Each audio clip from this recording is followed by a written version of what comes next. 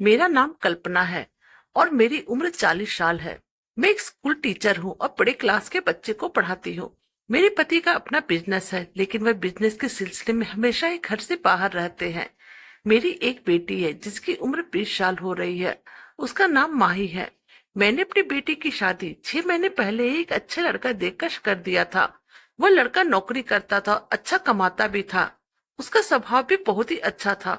मुझे हर तरफ से वो लड़का अपनी बेटी के लिए सही लगा।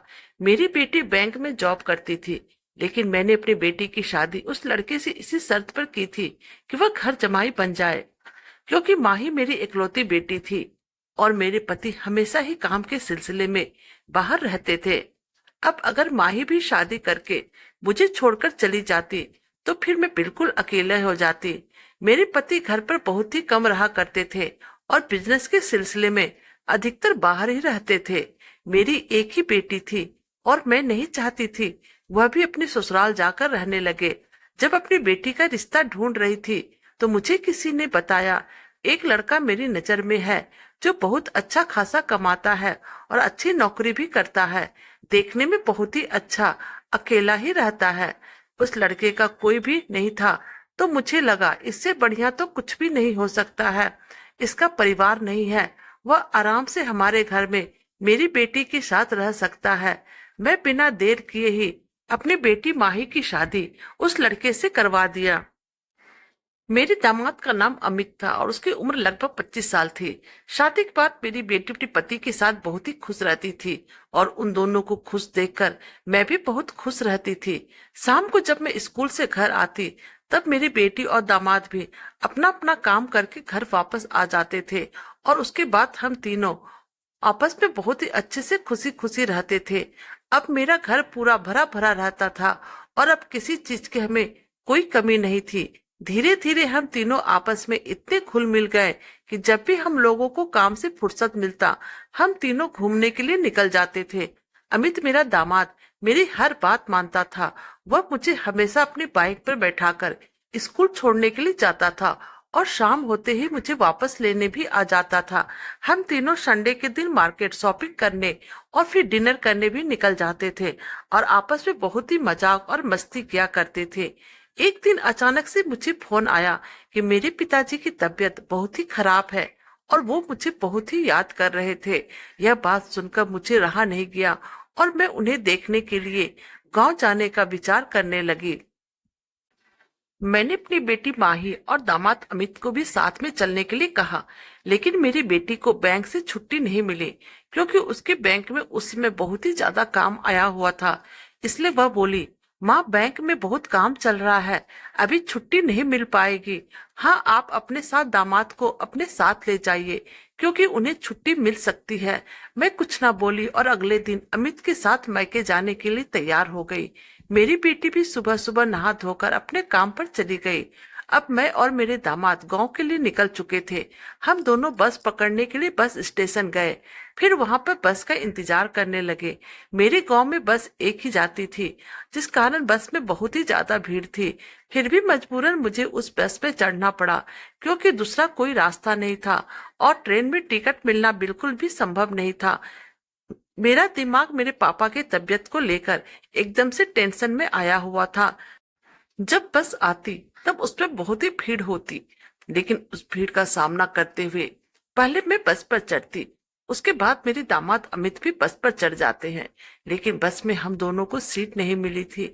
बहुत सारे लोग बस में खड़े थे, इसलिए अब हम दोनों भी खड़े खड़े ही जा रहे थे। थोड़ी देर बस ऐसे ही चलती रही और फिर दूसरे स्टॉप पे जब बस रुकी तो वहां पर और भी ज्यादा लोग बस पे चढ़ गए। अब तो बस से जाना और भी मुश्किल हो गया था, लेकिन मुझे तो किसी भी हालत में गांव पहुंचना था। मैं बस में खड़ी थी, लेकिन मुझे ऐसा लग रहा था कोई मुझे पीछे से धक्का दे रहा है।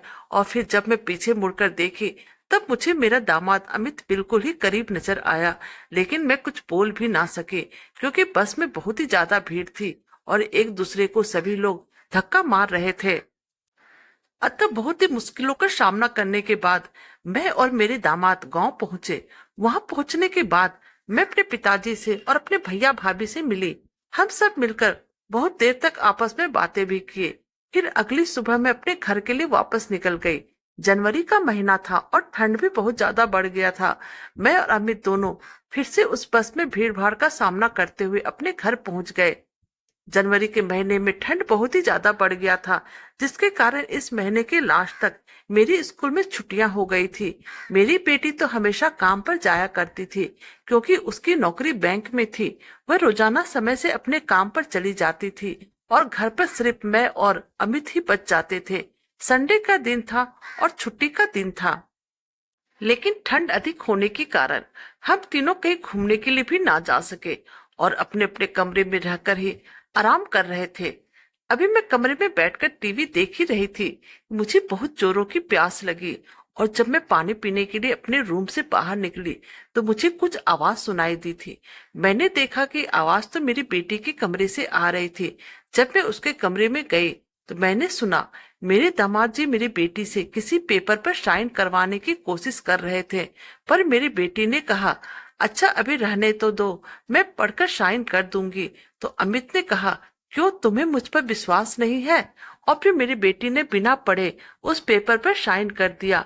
मैं कुछ ना बोली और चुपचाप किचन में जाकर पानी पीकर अपने कमरे में जाकर फिर से टीवी देखने लगी। मेरी बेटी भी अपने काम पर चली गई। मैं नाश्ता कर अपने कमरे में आराम कर रही थी। तभी अचानक मेरी नींद पूरी तरह से खुल गई, क्योंकि बाहर मुझे कुछ आवाज सुनाई दी थी।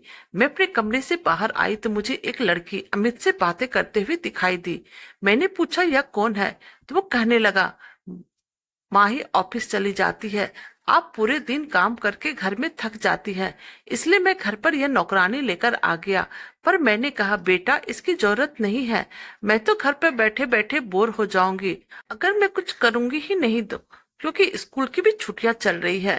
तभी अमित ने लड़की को जाने के लिए कहता है और उसके हाथों में एक कागज पकड़ाकर उसे वहां से जल्द भेजना चाह रहा था। अब मैंने उस लड़की को रुकने के लिए कहा, उससे पूछा कि दिखाओ यह कागज कैसा है। वो लड़की घबरा गई और फिर वहां से भागने लगी। मैंने कहा, रुको, नहीं तो मैं अभी पुलिस को फोन कर दूंगी। वह लड़की डर गई और डर के मारे उसने सारी सच्चाई बता दी। उसने कहा कि अमित ने माहिर से शादी सिर्फ पैसों के लिए किया है और उसने इस घर के प्रॉपर्टी भी आपके लड़की से साइन करवा ली है। यह घर आपने जब अपनी बेटी के नाम पर की थी, तब से लेकर आज तक अमित इसके पीछे पड़ा था, ताकि वह कैसे भी करके प्रॉपर्टी अपने नाम करवा सके। तो फिर मैंने कहा, अच्छा तो फिर तुम इतने दिनों तक कहाँ थी और तुमने इसका साथ क्यों दिया? इधर मैं उस लड़की से बात कर रही थी कि पता नहीं अमित कब भाग गया। मैंने तुरंत पुलिस को कॉल किया, लेकिन वह नहीं पकड़ा गया। फिर मैंने उस लड़की की यानी उसकी पत्नी को 2 दिनों तक जेल में रखा, शायद कहीं वह उसको बचाने के लिए आए, लेकिन अमित उसे बचाने तक नहीं आया। इतना बदमाश लड़का मैंने अपनी जिंदगी में पहली बार देखा था। फिर मेरी बेटी ने कहा, माँ इन सब में उस लड़की की कोई गलती नहीं है, और गलती जिसकी थी वह पता नहीं कहाँ भाग गया। तो फिर सजा हम इस लड़की को क्यों दे रहे हैं? मैंने भी सोचा मेरी बेटी सही बोल रही है। फिर हमने उस लड़की को जेल से रिहा करवा दिया। दोस्तों, छोटी सी कहानी से यही सीख मिलती है, आप बिना जाने पहचाने किसी पर विश्वास ना करें और शादी का फैसला कभी भी जल्दीबाजी में ना करें। कहानी अच्छी लगे तो प्लीज चैनल को लाइक कीजिए, सब्सक्राइब कीजिए और शेयर कीजिए। Thank you.